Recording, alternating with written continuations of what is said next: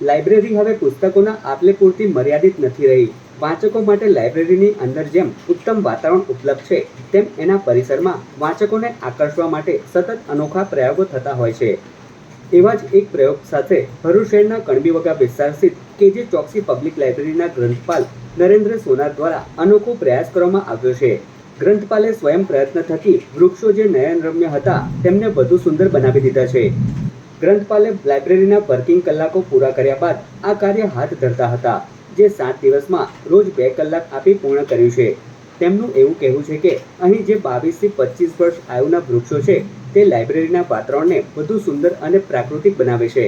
અહીં વૃક્ષો પર બેસી કલરવ કરતા પંખીઓ લાઇબ્રેરીના વાતાવરણને પ્રકૃતિની વધુ નજીક લઈ જાય છે।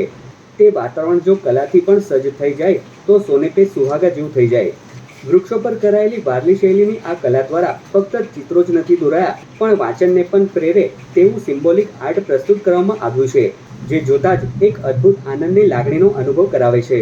વાંચનો સાથે ઉત્તમ કક્ષાનું વાતાવરણ છે, સાથે સાથે પર્યાવરણ પ્રેમી બધા આવે છે અને પર્યાવરણના સંબંધમાં વૃક્ષોનું પણ વાવેતર કર્યું છે।